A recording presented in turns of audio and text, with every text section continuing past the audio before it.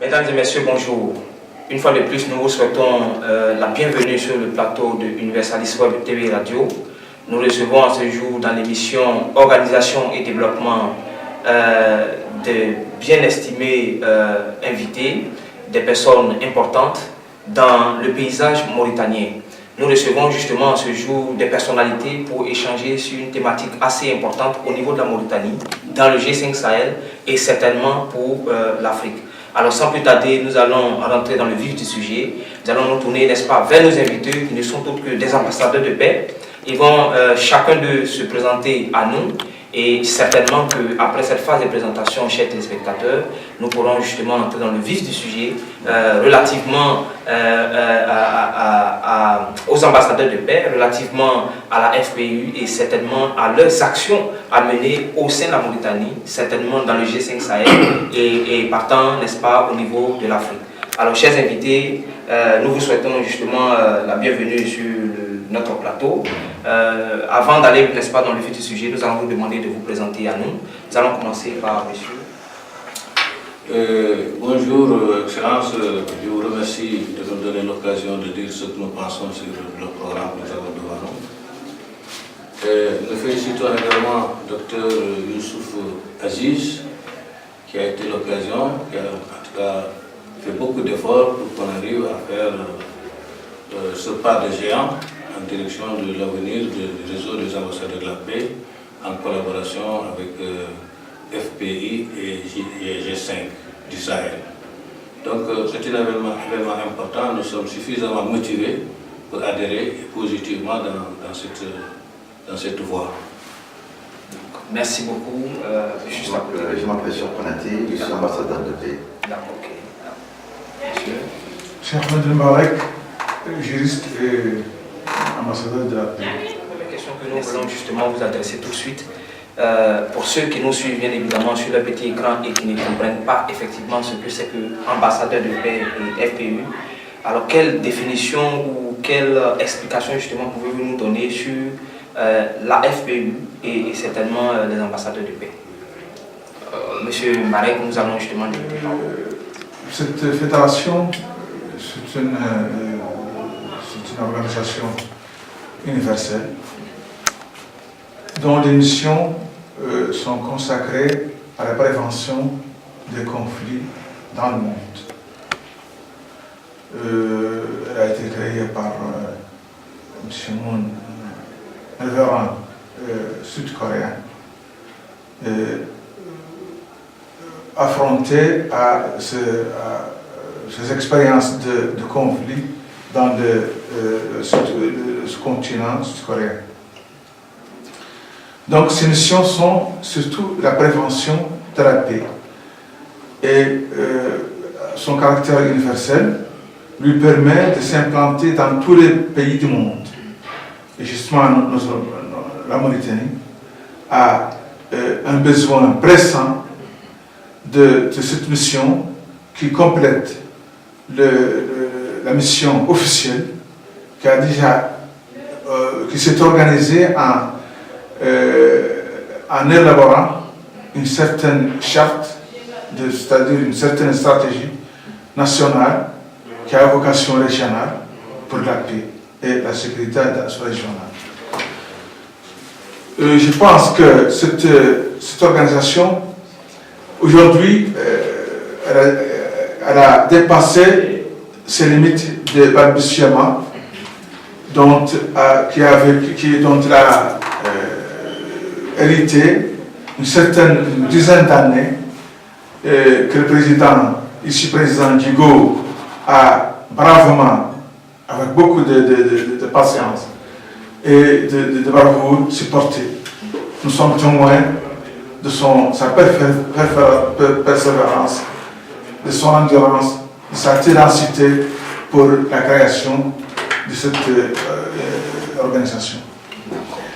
Il lui suffit actuellement de déterminer son régime juridique, c'est-à-dire son statut politique et son caractère préventionnel.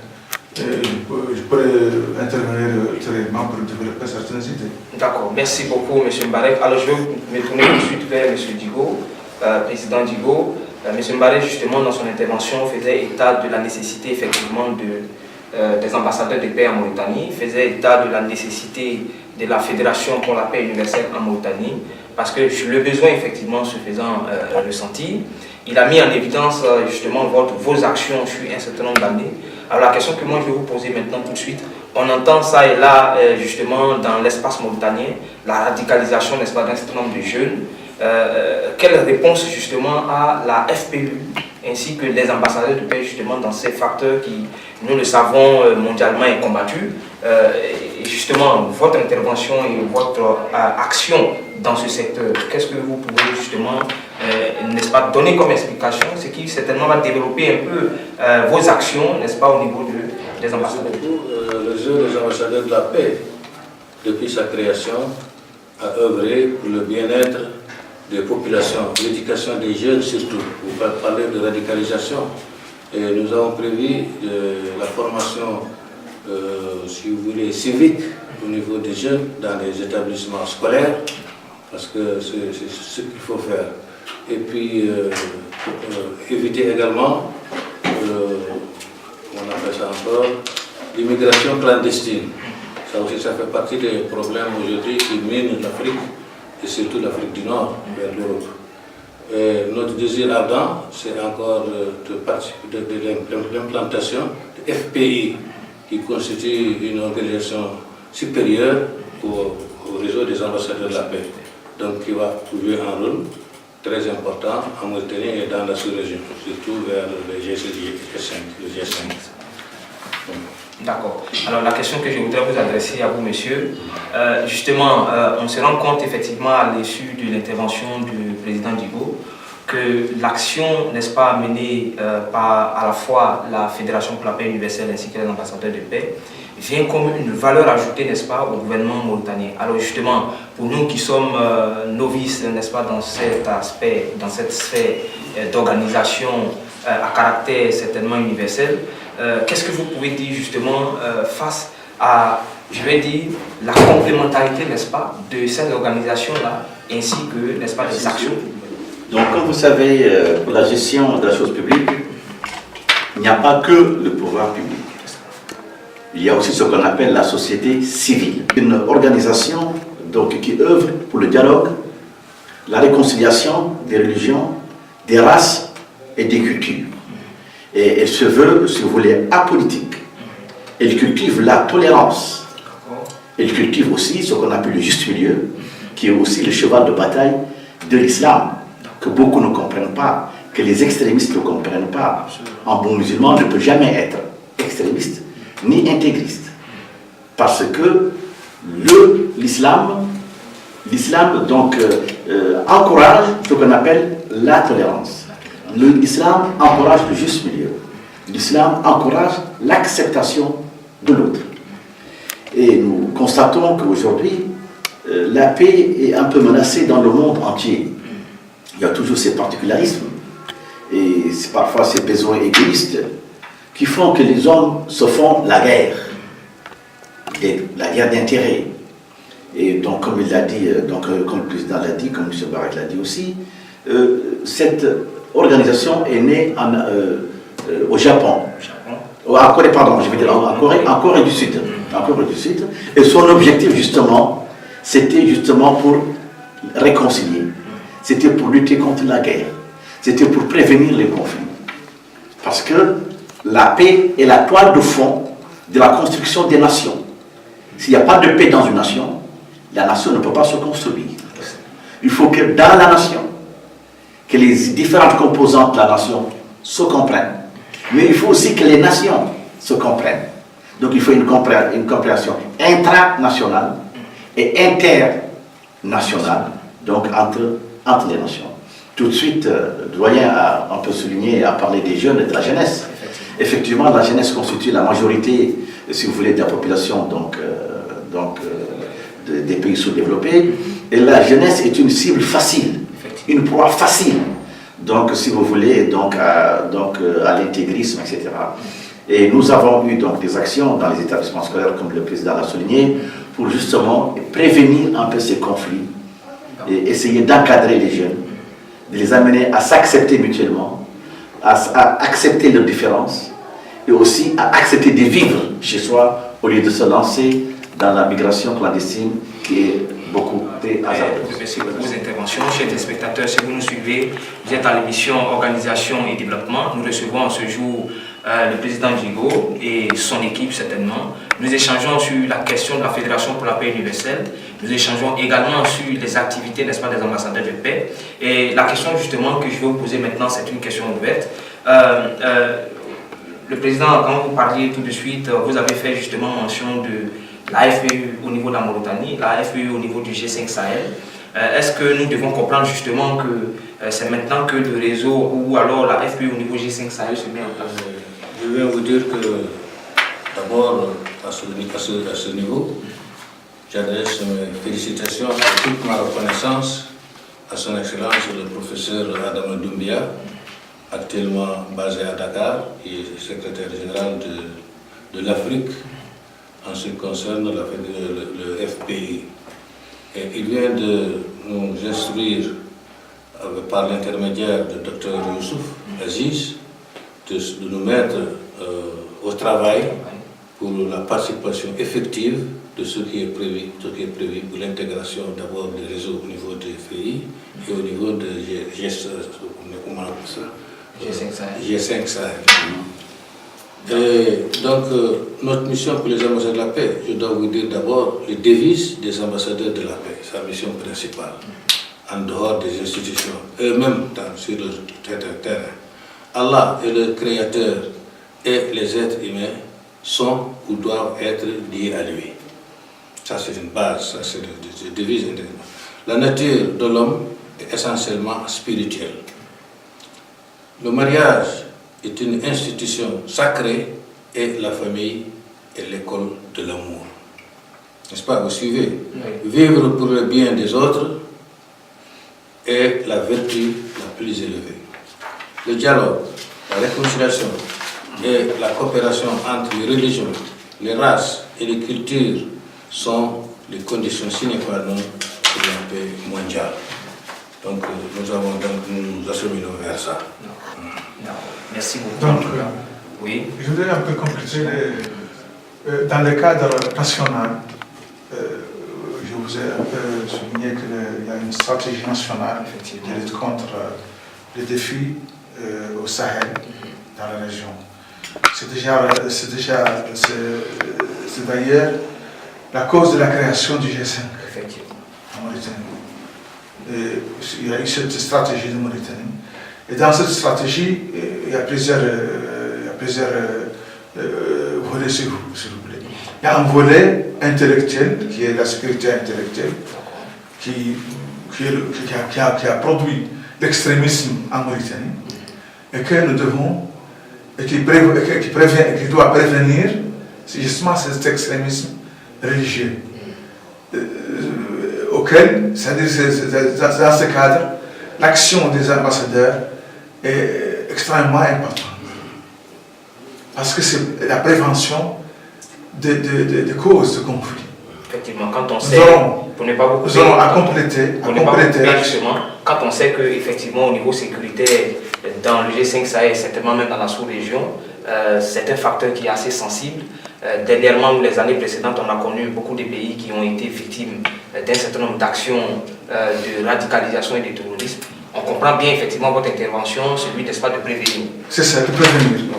Et de prévenir, le rôle aussi ne se résume pas seulement dans ce volet extrémisme, mais il y a énormément de conflits, de défis au Sahel. On peut facilement en déterminer une dizaine de défis pour lesquels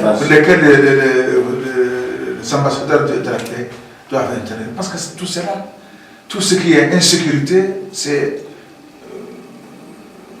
tout ce qui est insécurité exige donc une action de paix, une action de prévention, de paix, de pacification. Donc le rôle des ambassadeurs de paix sera extrêmement important quand ça sera développé et arrêté dans les textes et vulgarisé. Et ils peuvent participer à tout. D'ailleurs, à tout. monsieur. Et moi, j'ajouterais que, il faut dire quand même que, presque à tour, on passait le palmarès du président Mohamed Abdelaziz dans le cadre un peu de la paix. Ils ont parlé de son mandat à l'UA, ils ont parlé de ce qu'il a fait au niveau du conflit, donc au niveau de la Gambie, et ils ont vraiment dit qu'il mérite vraiment d'être à la tête donc de l'UFP G5 Sahel. Presque donc tous étaient unanimes. Donc pour dire d'abord qu'ils vont lui demander d'adhérer ici donc à cette organisation, parce que déjà de par ses actions, il a prouvé qu'il est porteur de la philosophie, si vous voulez, donc des ambassadeurs de la paix.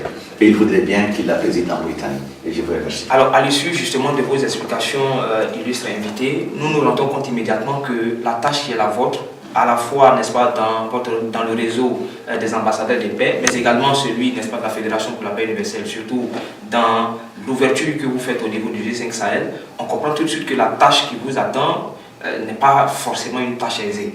Parce que il y a beaucoup de défis à relever certainement au niveau du G5 Sahel déjà. Et quand on sait que les communautés ne sont pas toujours d'accord sur un certain nombre de points, les défis certainement nous attendent. Qu'avez-vous justement à réagir sur ces défis-là? Je crois que la conjoncture actuelle, disons-le, est extrêmement favorable pour une action très large des ambassadeurs de la paix. Et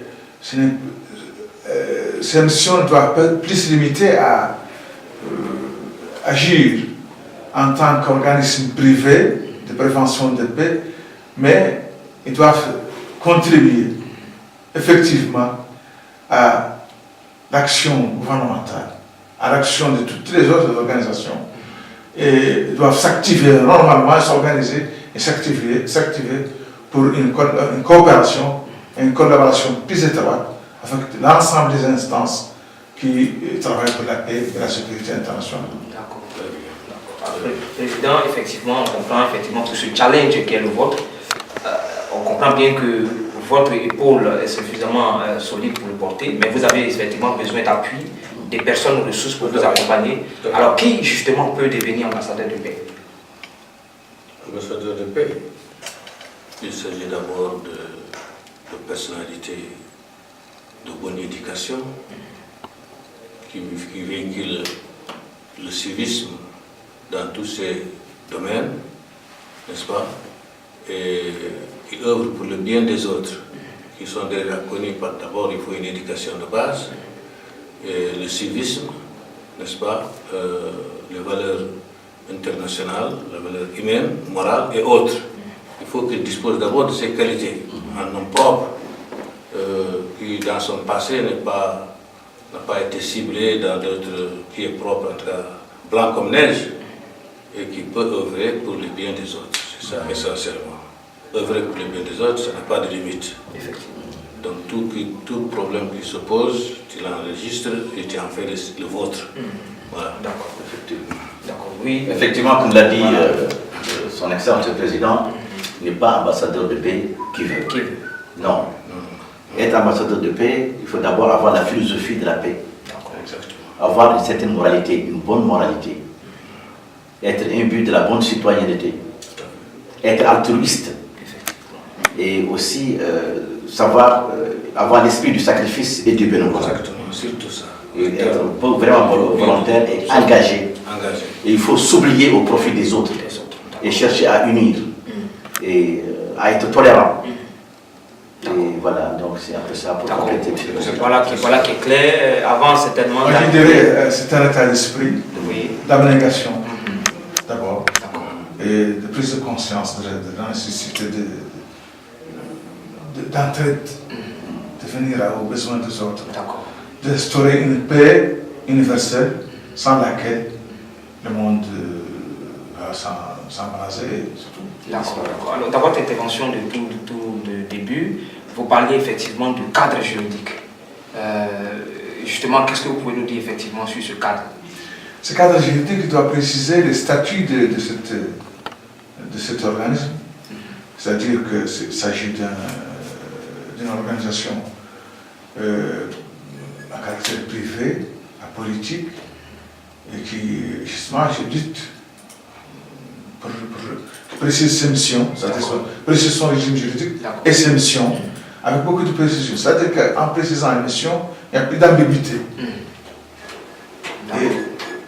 Et aussi d'organisation, parce que tout organisme doit avoir une certaine organisation pour pouvoir se rendre efficace. Alors, est-ce qu'on peut parler, parce qu'au vu justement de la définition du cadre juridique que vous nous donnez, l'agrément, en ce moment, il faut parler de l'agrément, l'accord du gouvernement qui doit d'abord établir un document officiel qui détermine les missions. C'est ça en matière judiciaire. D'accord. C'est déjà un agrément quand même. Oui, on a un agrément pour le réseau, mais il reste FPI. FPI n'a pas d'agrément. Pour dire quand même qu'on a un agrément. Alors, déjà, les ambassadeurs de la question effectivement que je voulais poser, c'est est-ce qu'on peut parler de compromis? Parce que M. Mbarek parlait, n'est-ce pas, d'une organisation privée, reconnaissance, n'est-ce pas, au niveau des pouvoirs publics. Est-ce que dans les actions justement que vous avez décrites tout à l'heure, est-ce qu'on peut parler de compromis entre privé et public, en tout cas dans les actions que vous menez?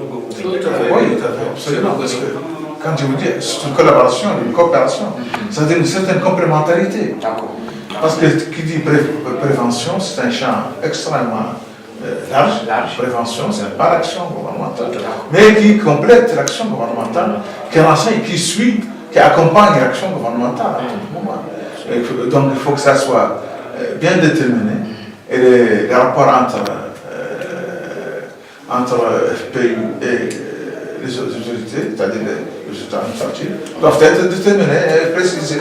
Et les résultats administratifs doivent prendre conscience de l'existence de cet organisme. Et l'accompagner. Justement, et l'aider dans son évolution et ses efforts. Et voilà, c'est ce que je comprends par cette... D'accord. Alors nous arrivons certainement, si vous avez terminé, voilà, nous arrivons au terme, n'est-ce pas, de notre émission Organisation et Développement. Nous allons passer un tour de table en terminant bien évidemment par le président Djigo pour un mot de fin. Messieurs, nous allons débuter. Bien, tout de suite, tout à l'heure, vous avez parlé de compromis. Oui. Compromis, oui, mais pas compromission. D'accord. Voilà. D'accord. Voilà qui est clair. Alors, votre mot de fin? Mon mot de fin, c'est ça, quoi. Ah, ok. Voilà qui est clair. On est prêt pour un compromis, mais pas pour une compromission. Très bien. Monsieur Mbarek. Je crois que, bon, je termine avec, je dirais tout simplement que c'est aujourd'hui, nous pouvons constater aujourd'hui le point de départ de cette organisation qui doit prendre de plein pied, répondre aux missions qu'elle attend, et puis c'est tout. Merci. Alors, Président, nous allons vous donner le mot de fin. Oui, pour le mot de fin, je dirais qu'après le sommet de Dakar, dont j'ai à diriger une délégation de 15 membres, nous avons assisté donc de A à Z le grand événement de Dakar, y compris parmi les ambassadeurs de la paix, il y a eu des députés de l'Assemblée nationale, en nombre de 5 ou 6, parce qu'ils représentent également une fédération internationale des parlementaires. Donc nous avons rencontré 120 pays, des délégations de 120 pays, donc l'importance est capitale. Et comme après le sommet de Dakar, il devait y avoir des résolutions, nous atteindrons ces résolutions-là. Le voyage du docteur Youssouf Aziz fait partie donc de ce qu'on attendait. Il a été convoqué par le secrétaire général du continent, Adama Doumbia, et c'est après donc qu'on a avec lui, l'autre nous a instruit, lui et nous, de nous préparer l'intégration de notre réseau au sein de FPI et des 5 Sahel. Donc nous sommes sur ce point. On voudrait bien que ça soit confié à notre président Mohamed Abdelaziz. Et nous souhaitions pour couronner le président Abdelaziz joue un rôle important de coordination, parce qu'il a joué un rôle. Je peux vous donner d'autres documents quand vous le voudrez, que ce soit la Ligue arabe ici, il a fait l'unité africaine, n'est-ce pas, l'Union africaine qu'il a dirigée avec compétence. Gambie, le problème Gambie, nous avons des documents établis, des documents. Et même l'incident avec le Sénégal, il a joué un rôle important pour apaiser la situation. En tout cas, merci beaucoup d'avoir répondu à notre appel sur ce plateau. Si vous nous prenez en marche maintenant, nous sommes au terme de notre émission. Nous étions à l'émission Les ambassadeurs de paix, avec à leur tête le président Djigo, nous échangeons à l'issue, n'est-ce pas, d'une rencontre qui a eu lieu en ce jour même, sur justement la Fédération pour la paix universelle, sur l'action, n'est-ce pas, des ambassadeurs de paix. Merci de nous avoir suivis et à bientôt.